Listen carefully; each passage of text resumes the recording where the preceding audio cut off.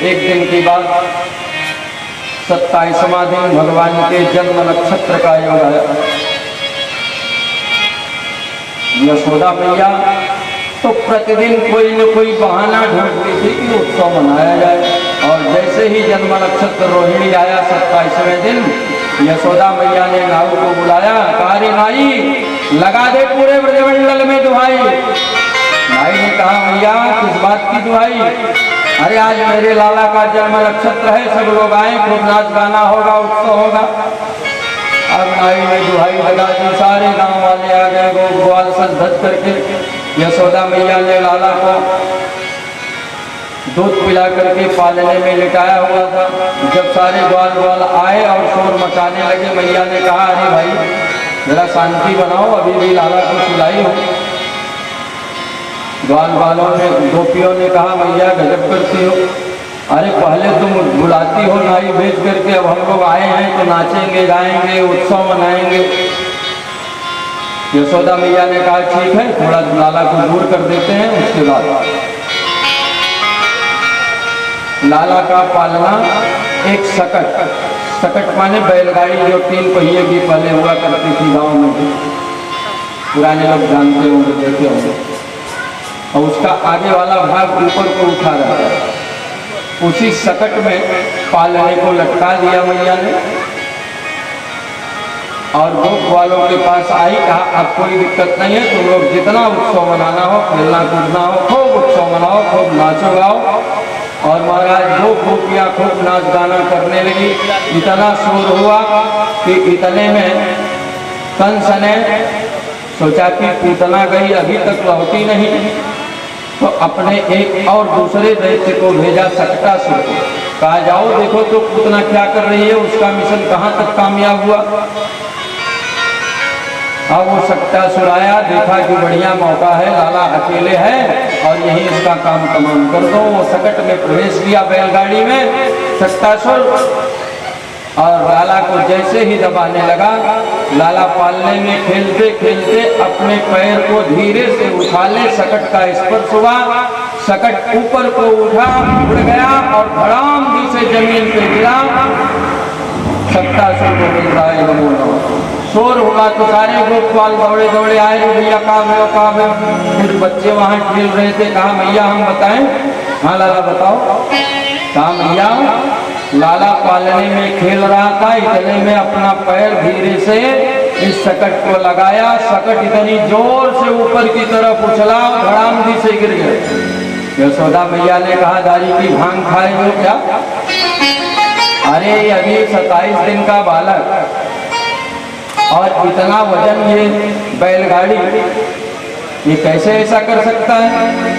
अब बालकों ने तो जो देखा था वो बता दिया, परंतु किसी ने विश्वास नहीं किया। यशोदा मैया लाई लाला को और दुग्ध पान कराने लगी। एक दिन की बात, यशोदा मैया लाला को लेकर के दूध पिला रही थी अपनी गोद में, अचानक से लाला का वजन बढ़ गया, इतना वजन बढ़ गया कि मैया से वो भार सहन नहीं हुआ, और मैया ने लाला को गोदी से उतार करके जमीन पे बैठा दिया कि लाला तू ज्यादा दूध पी लिया है लगता है, थोड़ी देर खेल कूद करके दूध बचा ले, फिर तुझको गोदी मिलूंगी। भौमो विधाय तम गोपी विस्मिता भार पीड़िता, और नीचे बैठा दिया। पूतना भी नहीं लौटी, सकटासुर भी नहीं लौटा, तो कंस ने एक तीसरे दैत्य को भेजा, जाओ तुम देखो दोनों क्या कर रहे हैं। और वो तृणावर्त नामक दैत्य आया बवंडर के रूप में, बवंडर के रूप में आया। देखा लाला अकेले जमीन पर बैठ करके खेल रहे हैं, वो बवंडर के साथ लाला को उड़ा करके ले गया। और नंद बाबा के महल से बाहर जब आया तो उसके दिमाग में ये बात आई कि अगर मैं इसको यहाँ मारूंगा तो कम ठीक होगा, और इसको ऐसे ले चलता हूँ महाराज के पास और वहीं इसको दंड दिया जाए तो महाराज बहुत प्रसन्न होंगे। और जैसे ही गोकुल से मथुरा की तरफ बढ़ने लगा वो तृणावर्त बवंडर के रूप में, भगवान ने इतना अपना भार बढ़ा लिया महाराज कि उस तृणावर्त को ऐसा लगा कि मैं नंद बाबा के लाला के चक्कर में कहीं कोई काला पत्थर तो नहीं उठा लाया। भगवान ने कहा वो मेरे भक्त काले पत्थर में मेरा दर्शन करते हैं और ये मुझ में काला पत्थर देख रहा है।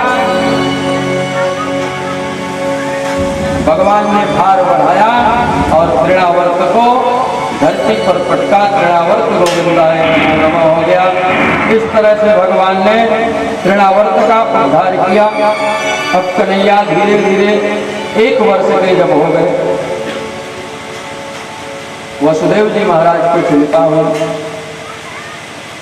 पता नहीं मेरे दोनों बच्चों का नामकरण नंद बाबा ने किया होगा कि नहीं किया होगा। तो अपने पुरोहित गर्गाचार्य जी को बुलाया, कहा गुरुदेव आप चले जाइए गोकुल और मेरे दोनों बच्चों का नामकरण कर दीजिए। गर्गाचार्य जी ने कहा वसुदेव जी अगर मैं जाऊंगा नामकरण करने तो कंस को ये निश्चित रूप से शंका हो जाएगी कि हो न हो ये दोनों बालक वसुदेव के ही हैं। वसुदेव जी ने कहा महाराज जी आप एकदम गोपनीय तरीके से जाइए और चुपके से नामकरण करके चले आए। गर्गाचार्य जी गए गोकुल और जैसे ही नंद बाबा ने देखा बड़ा स्वागत किया। गर्गाचार्य जी ने पूछा बाबा आपको पुत्र जन्म की बहुत बहुत बधाई हो, क्या नाम रखा है अपने लाला का? नंद बाबा ने कहा अरे बाबा नाम तो रखने भूल गए, अब आप आए हो तो आप ही नामकरण कर दो। कहा देखो हम यदुवंशियों के पुरोहित हैं, अगर गोपनीय तरीके से नामकरण करवाना हो तो ठीक है, गौशाला में किसी को मत बताओ, गौशाला में आयोजन करो छोटा सा, वही नामकरण कर देंगे। नंद बाबा के हाँ बाबा एकदम ठीक है, गौशाला में ही व्यवस्था करते हैं। नंद बाबा गए, अरे मार सुनती हो? यशोदा मैया ने कहा क्या है बाबा? अरे भाई एक बहुत बड़े सिद्ध संत आए हुए हैं और लाला का नामकरण करेंगे, दोनों लाला को लेकर के जल्दी से आ जाओ गौशाला में। अब गौशाला में व्यवस्था हो गई है, गर्गाचार्य जी बैठे नामकरण करने के लिए, परंतु यशोदा मैया ने कहा कि देखो बाबा तो बड़े भोले भाले हैं, कोई भी साधु संत आ जाता है, पता नहीं ज्ञानी है कि अज्ञानी है, ढोंगी है, लेकिन जरा इसकी परीक्षा करनी चाहिए। तो यशोदा मैया के लाला को रोहिणी मैया ने अपनी गोद में ले लिया, रोहिणी मैया के लाला को यशोदा मैया ने अपनी गोद में ले लिया और कहा कि अगर ये सच्चा पंडित होगा तो निश्चित रूप से पहचान जाएगा। दोनों मैया आई, प्रणाम करवाया, लाला को खुद भी प्रणाम किया, बैठ गई। और जैसे ही गर्गाचार्य जी की दृष्टि पड़ी यशोदा मैया की गोद में, देखा तो रोहिणी पुत्र, और उसके बाद जब रोहिणी की गोद में देखा यशोदा का लाला, दृष्टि पड़ते ही महाराज एक तक आंख बंद हो गई गर्गाचार्य की और उस छवि का दर्शन अपने हृदय में करने लगे, मानो सांस ही रुक गई, समाधि लग गई गर्गाचार्य। काफी देर हो गई, अब बाबा कुछ बोले ना, मैया लोग सोच रही हैं कि बाबा नामकरण करें, और जब काफी देर तक नहीं बोले, यशोदा मैया ने ध्यान से देखा तो उनको लगा कि बाबा की सांसों नहीं चल रही। धीरे से रोहिणी मैया को इशारा किया, अरे रोहिणी बहन देख तो सही, ये बाबा इसकी तो हमको लगता है सांसों नहीं चल रही है, बड़ा भारी अपजस होगा। रोहिणी मैया ने धीरे से बाबा को हिलाया, गर्गाचार्य जी की समाधि टूटी। अरे मैया! यशोदा मैया ने कहा बाबा हमारी तो धड़कन रुक गई थी, अब जल्दी से लाला का नामकरण कर दो। गर्गाचार्य जी ने कहा अयम ही रोहिणी पुत्रो रमयन् हृदय गुणे आख्यास्यते राम बलाधिक्याद्बलं विदो। मैया ये जो तेरी गोद में रोहिणी का लाला है, ये मैया सभी प्राणियों के हृदय में रमण करेगा, करता है। अयम ही रोहिणी पुत्रो रमयन् हृदय गुणे, इसलिए इसका नाम होगा राम। और मैया ये बड़ा बलवान होगा, इसलिए इसका नाम एक और नाम होगा बल। इसको लोग प्यार से बलभद्र भी कहेंगे, क्योंकि ये बहुत बलवान होगा। आख्यास्यते राम बलाधिक्याद बलम विदुः। और जो रोहिणी मैया की गोद में आपका लाला है मैया, ये लाला हर युग में अवतार लियो करे, हर युग में इसका जन्म होगा। कभी शुक्ल वर्ण का, कभी रक्त वर्ण का, कभी पीत वर्ण का, और इस बार ये कृष्ण वर्ण में आया। आसन वर्णाश्रयो यस्य गृहीतो अनुयुगं तनोः शुक्लो रक्तस्तथा पीतः इदानीं कृष्णतां गतः। मैया, इसका एक नाम वासुदेव भी होगा। फिर भगवान ने इशारा किया, बाबा क्या कर रहे हो? तो कहा मैया, ये वासुदेव इसका नाम इसलिए होगा कि वासे वासे वसती यह सह वासुदेव। जो कण कण में वास करता है उसका नाम वासुदेव। और मैया, जिस किसी को ये देख लेगा या जो कोई भी इसको देख लेगा वो आकर्षित हो जाएगा, इसलिए इसका एक नाम कृष्ण होगा। कर्षयत इति कृष्णः। कर दिया। मैया ने कहा, रोहिणी बाना, बाबा ने तो ऐसा नाम कर दिया, नामकरण कर दिया, अब इसको कृष्ण नाम बोलने में तो मेरी जीभ ही टेढ़ी हो जाती है। और कई लोग ऐसे होते हैं जो आज भी अगर उनको कृष्ण बोलवाया जाए तो नहीं बोल पाते, वो किशन कहते हैं, कुछ और नाम से पुकार लेते हैं, कृष्ण नहीं कह पाते। बहुत से लोग ऐसे दुनिया में हैं आज भी। तो मैया ने कहा, बाबा चाहे जो नाम रखें, हम तो अपना नाम अलग से ही रखेंगे, और माताओं का लाड का नाम तो अलग ही होता है। मैया ने कहा कि मैं बड़े लाला का नाम रखूंगी बलुआ, और छोटे लाला का नाम रखूंगी कनुआ। कनुआ और बलुआ नामकरण संस्कार करके बाबा चले गए। कुछ समय बीता, कन्हैया थोड़े बड़े हुए, अपने पैरों पर चलने लगे। अभी 1.5 साल के हुए हैं, हमारे यजमान के कान्हा की तरह, और पूरा चक्कर लगाते रहते हैं दिन भर। आज साइकिल नहीं दिख रही है।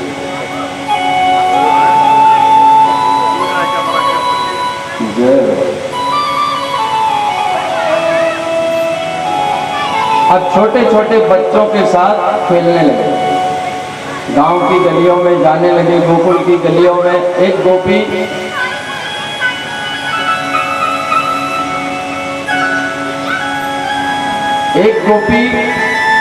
लाला को देख करके बुलाती, अरे लाला जरा इधर आ तो मेरे बछड़े को पकड़ ले।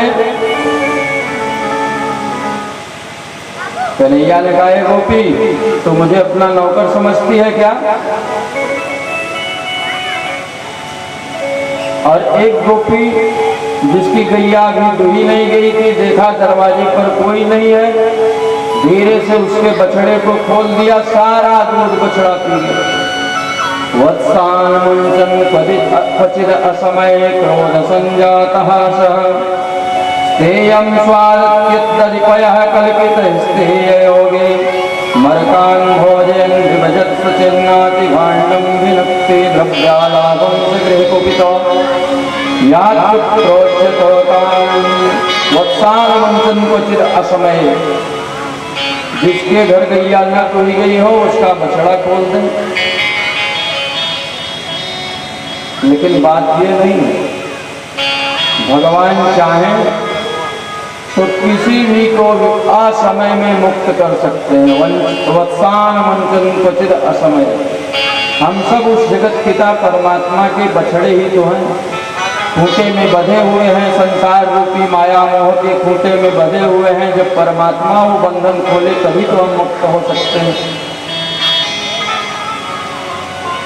वत्सानं पतित असमय क्रोध संजातः स। और जो कहे कि बछड़ा पकड़ लो तो क्रोधित हो जाए, मैं तुम्हारा नौकर हूं क्या। गोपियां उलाहने लेके आती हैं, यशोदा मैया तेरा लाला बड़ा नटखट हो गया है।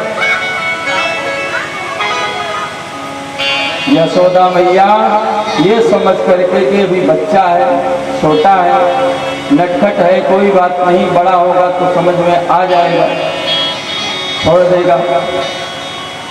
एक दिन की बात, सभी ग्वाल बाल खेल रहे थे, कन्हैया भी खेल रहे थे। अचानक से भगवान ने मिट्टी खा ली और इसको देख लिया बलराम जी महाराज ने। तुरंत जाकर के मैया को कहा, एकदा क्रीडन मानास्ते रामाद्या गोपदारका कृष्णोऽमृतं भक्षितवान् इति मात्रेण वेदये। कृष्णोऽमृतं भक्षितवान्, मैया मैया कन्हैया ने मिट्टी खाई। अब मैया दौड़ी दौड़ी आई, अरे लाला तू अभी तक तो चुरा करके दूध दही खाता था, मिट्टी भी खाने लगा, जरा मुंह तो खोलो। अब कन्हैया मुंह में मिट्टी का डेला, कैसे बोले, मुंह को बंद किया है, बोल नहीं रहे। मैया ने कहा लाला जल्दी से मुंह खोल। और जैसे ही भगवान ने मुंह खोला तो लाला के मुंह में मैया को मिट्टी की जगह पूरे विश्व ब्रह्मांड का दर्शन होने लगा। अब मैया आश्चर्य में पड़ गई कि मेरे लाला को कोई भूत प्रेत तो नहीं लग गया।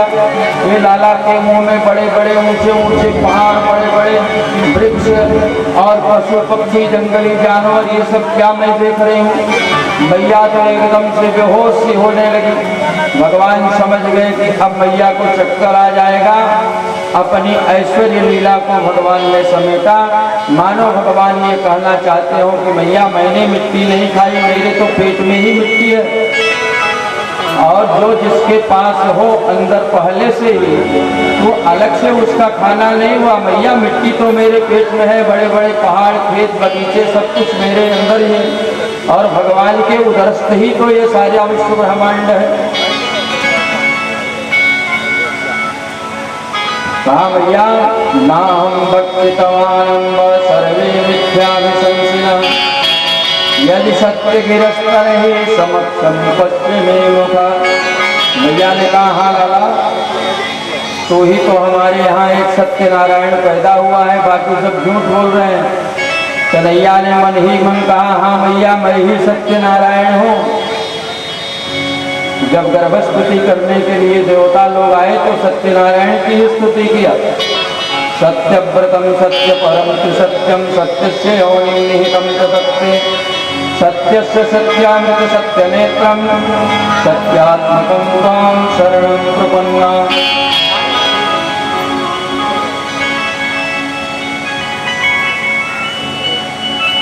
बड़ी मधुर मधुर लीलाएं कर रहे हैं। एक दिन यशोदा मैया लाला को माखन खिलाने के लिए स्वयं अपने हाथ से दधिमंथन करने लगी। और यशोदा मैया का नित्य का नियम था, वो स्वयं लाला के लिए दूध निकालती थी, उस दूध को पकाती थी, दही जमाती थी और स्वयं मंथन करके दही माखन निकालती थी। ताजे ताजे माखन लाला को खिलाया करती। एकदा गृहदासीषु यशोदानन्दगेहिनी कर्मान्तरणयुक्तासु निर्ममन्थ स्वयं दधि।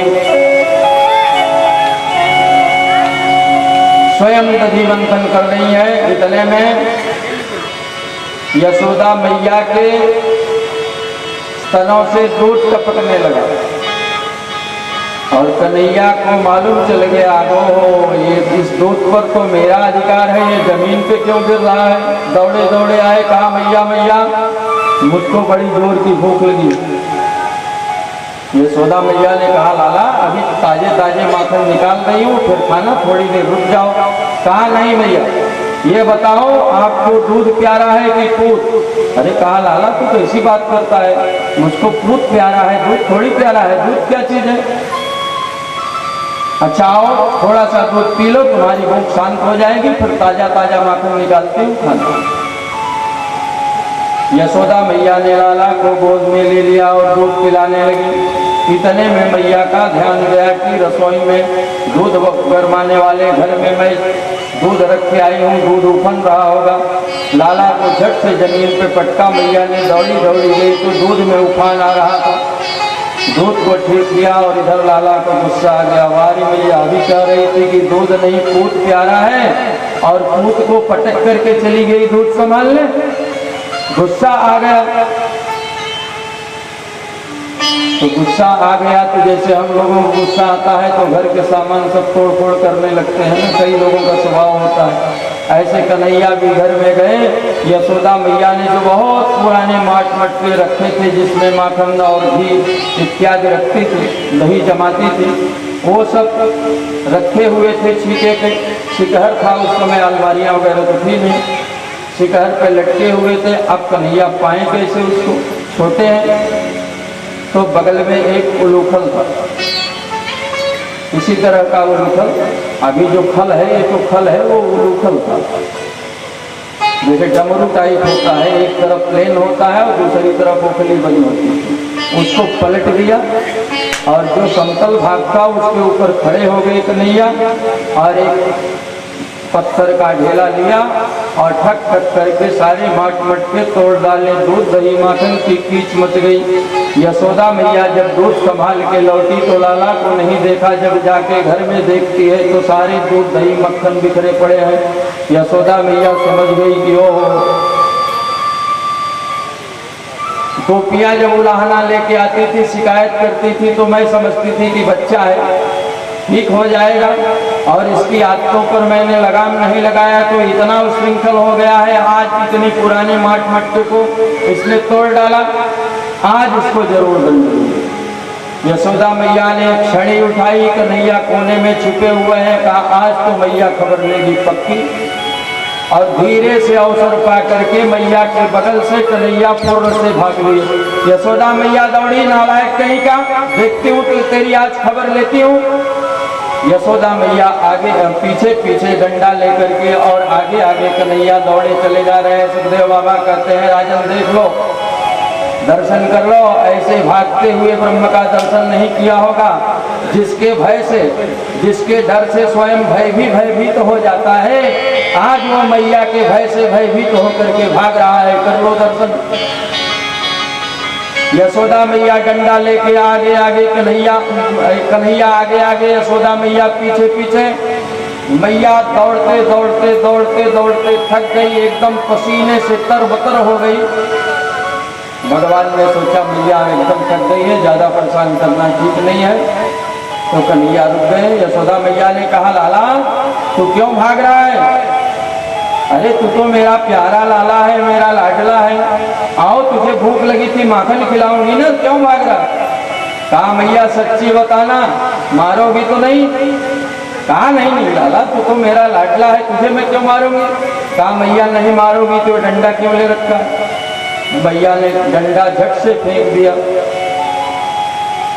लाला कहते हैं मैया सच बताना, मारेगी नहीं ना? यशोदा मैया ने कहा लाला मारूंगी क्यों, आओ तेरी मेहमानी करूंगी। अब कन्हैया मेहमानी का मतलब ही नहीं समझे, वो सोचे सच में मेहमानी होगी। कहा मैया सच में मेहमानी ही करेगी ना? हाँ हाँ लाला मेहमानी ही करूंगी, आप तो सही। और जैसे ही लाला आए पास में, यशोदा मैया ने उनकी कलाई को पकड़ लिया और कहा चल आज तेरी ऐसी मेहमानी करूंगी ना तो छठी का दूध याद आ जाएगा। यशोदा मैया ले आई उसी कमरे में और देखा कि इस उलूखल ने उद्दंडता में साथ दिया है तो इसको भी दंड मिलना चाहिए। उसी उलूखल से मैया ने लाला को बांधना शुरू कर दिया रस्सी लेकर के। और खास बात है कि जब बांधने लगती मैया 2 अंगुल रस्सी छोटी पड़ जाती। जितनी रस्सियां जोड़ जोड़ करके मैया ने बांधना चाहा केवल 2 अंगुल छोड़।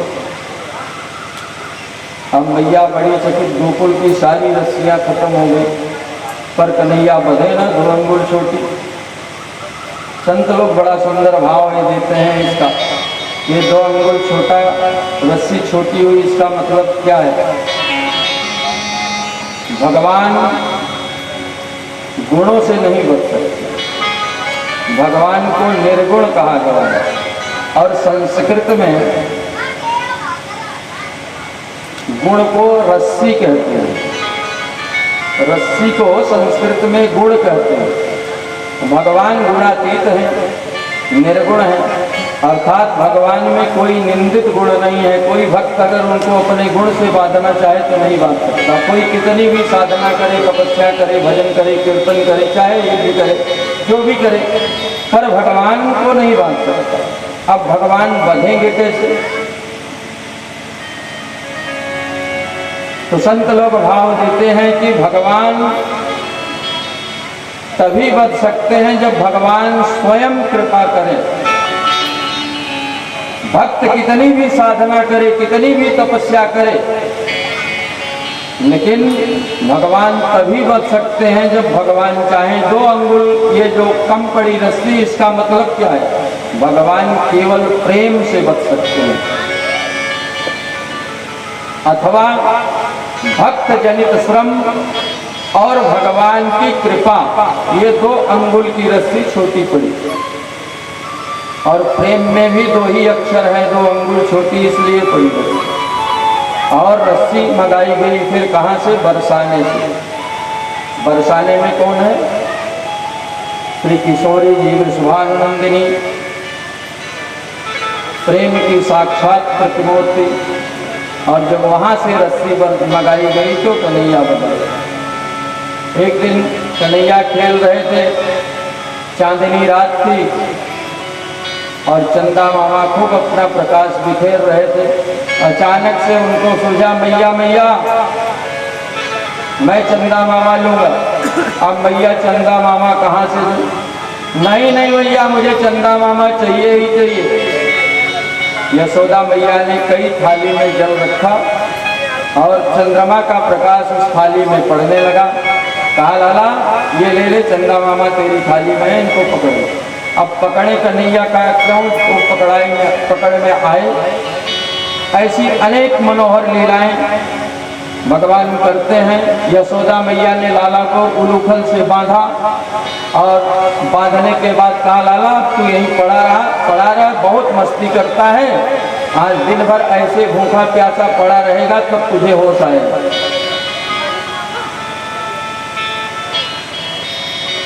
यशोदा मैया घर के काम में लग गई। लाला की नजर पड़ी यशोदा मैया के आंगन में 2 यमलार्जुन, अर्जुन के 2 वृक्ष।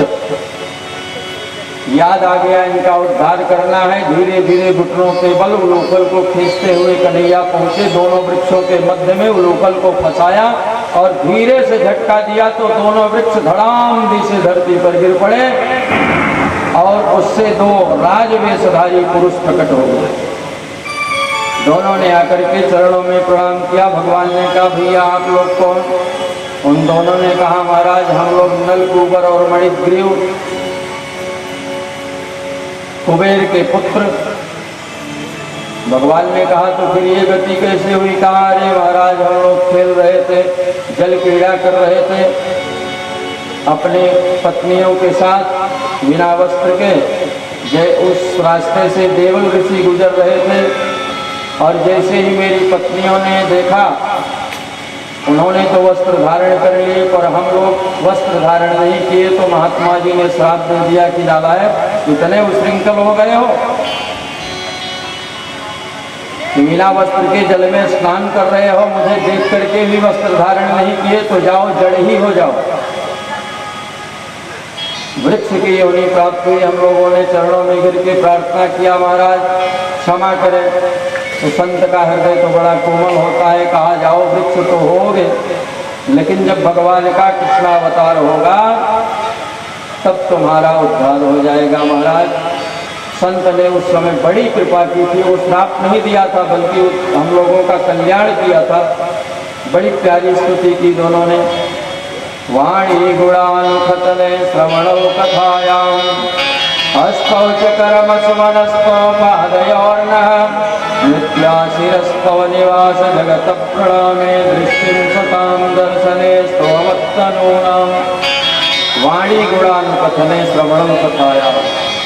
प्रभु बस एक ही वरदान दीजिए कि मेरी वाणी सदैव आपका गुणगान करे, हमारे कान सदैव आपकी कथा को सुने और हमारे हाथ से सदैव आपकी ही सेवा हो, हमारा मन सदैव आपके चरणों में लगा रहे और हमारा सिर अगर कहीं झुके तो आपके विग्रह के सामने झुके, आपको प्रणाम करने के लिए झुके और हमारी दृष्टि सदैव आपके दर्शनों के लिए तत्पर रहे, आप पर लगी रहे।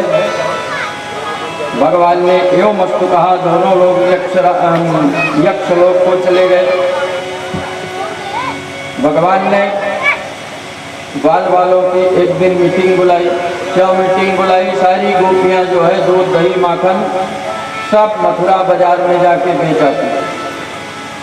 बाल कन्हैया ने कहा, अरे भैया देखो आप सब इतने एक हड्डी के हुए जा रहे हो, भोजन नहीं मिलता, दूध दही नहीं मिलता क्या? बाल बालों ने कहा, अरे कन्हैया क्या बताएं मैया, सारा दूध दही जो है मथुरा के बाजार में बेच आती है। अच्छा, गैया चरावे को गोकुल को लाला और दूध दही खावे के मथुरा के ग्वाला, ऐसा नहीं चलेगा। बाल बालों ने कहा, कन्हैया तो क्या करोगे? अरे हम लोग अब एक भी दूध दही नहीं देंगे, चलो चोरी करके खाएंगे। ग्वाल वालों ने कहा, अरे कन्हैया चोरी करना सिखाता है, भैया इतनी पिटाई करेगी ना। कहा देखो भाई, खावे पीवे की चोरी करना नहीं कहा जाता। चलो पहले ट्रायल करो। सबको कहा कि आज अपने अपने घरों में चोरी करो। सारे ग्वाल बाल गए, कुछ सफल हुए कुछ विफल हुए, पकड़े गए और ऐसी पिटाई हुई, सब लोग जुटे और सबने अपनी अपनी पीठ दिखाना शुरू किया। कन्हैया देख, मैया ने इतने डंडे मारे हैं कि पूछो मत भैया। कहा भैया अभी तो ये पहला प्रयास था ना, चोरी करते समय कोई पकड़ा जाएगा, कोई बच भी जाएगा। चलो अब मैं सिखाता हूँ तुमको। एक विद्यालय बना दिया, चौर विद्या प्रचार मंडल। वो समिति बन गई, मंडली बन गई और कन्हैया उसके सरदार हो गए। अब सभी घरों में जाकर के माखन चुराने लगे, खुद खाते, ग्वाल वालों को खिलाते और जब दोनों तृप्त हो जाते तो बंदरों को बुला करके भी खिलाते। बंदरों को क्यों खिलाते? कन्हैया ने सोचा कि रामावतार में बंदरों ने बड़ी सेवा की थी, राम रावण को बड़ी सहायता की थी। अभी अवसर मिला है, इनको भी माखन खिला दिया जाए। और जब बंदर भी तृप्त हो जाते तो कन्हैया धीरे से मटकी के पास नाक ले जाते, सूंघ करके कहते, अरे राम राम राम, इतने सड़े सड़ाए मक्खन की बंदरुओं ना खाए। और जिस गोपी के घर में माखन न हो, महाराज वहां तो ऐसा तूफान मचाते। अरे ये घर है कि मरघटा, यहाँ माखन मिश्री कुछ नहीं। एक गोपियां उलाहना लेकर के जाती है, सोदा मैया तेरा लाला बड़ा नटखट हो गया है, माखन चुरा चुरा के खाता है। हम लोग जब बुला के देते हैं तो कहता है कि है गोपी, मैं कोई ऐरा गहरा हूँ क्या? मेरे घर 9 लाख गैया है, मेरे बाबा ने पाल रखी है, माखन मिश्री की कमी है क्या तेरा खाऊंगा? और मैया ये चोरी करके माखन खाए, खुद भी खाए, ग्वाल वालों को भी खिलाए और बंदरों को भी खिलाए।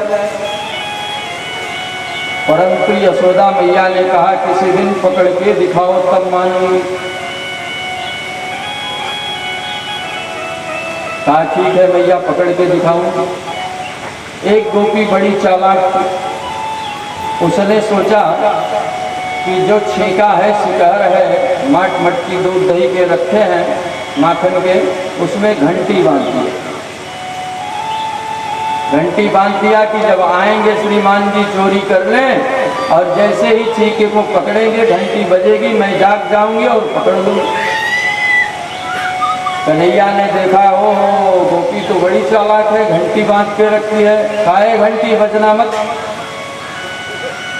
कन्हैया ग्वाल वालों को, बड़े ग्वाल वालों को नीचे उनके कंधे पे चढ़ गए ग्वाल वालों के, और जैसे ही मटके को पकड़ा, माखन निकाला, सबसे पहले ग्वाल वालों को खिलाया। जब ग्वाल वाल तृप्त हो गए, कन्हैया ने जैसे ही माखन मुंह में डाला, वैसे ही सारी घंटियां टन टन टन टन करके बजी। अब वो गोपी दौड़ी दौड़ी आई, कन्हैया ने कहा, अरे घंटी, मना किया था बजना नहीं, क्यों बज गई? कहा, प्रभु, ब्राह्मण लोग, संत लोग जब आपका भोग लगाते हैं तो घंटी बजाते हैं। आज आप स्वयं भोग लगा रहे हैं और हम न बजे, ऐसा कैसे हो सकता है? वो गोपी आई और कन्हैया को पकड़ लिया। कहा, मैया नहीं मानती थी ना, चलो आज दिखाते हैं। अब वो गोपी भी अभी नई नई आई थी, गोकुल की गलियों का उसे पूरा ज्ञान नहीं था। लंबा सा घूंघट करके कन्हैया को पकड़ करके और ले जाने लगी। काफी देर हो गई। कन्हैया ने कहा, अरे भाभी, तो कब से मेरा दाहिना हाथ ही पकड़ रखी है, इस हाथ में दर्द हो रहा है, इसको छोड़ करके ये वाला बायां वाला हाथ पकड़ लो। और इतने में उस गोपी का एक छोटा देवर, कन्हैया की उम्र का ही, वो दिखाई पड़ गया। इशारा कर दिया उसको, कन्हैया ने पास में आ गया और जैसे ही गोपी दाहिना हाथ छोड़ के बायां पकड़ने लगी, उसके देवर का हाथ पकड़ा दिया और बेचारी घूंघट काढ़े, समझ में ही नहीं आया। यशोदा मैया के यहाँ पहुंची, लेकर कह रही, मैया यशोदा सुनो, तू कहती थी पकड़ के लाना ना, आज पकड़ के लाई हूँ। और श्रीमान जी पहले जा करके अपने आंगन में बैठ गए यशोदा मैया के पास। अब यशोदा मैया ने सुना कि ये बावरी हुई जा रही है, मेरा लाला तो कब से यहाँ पड़ा है मेरे पास और ये कह रही है कि पकड़ के ला रही हूँ। वो गोपी पास आई, यशोदा मैया ने कहा, री बावरी, जरा घूंघट उठा के देख तो सही किसको पकड़ के लाई है। जब घूंघट उठाया, देखा तो उसका ही देव। ऐसी मधुर लीलाएं भगवान करते हैं। एक गोपी के घर में पहुंचे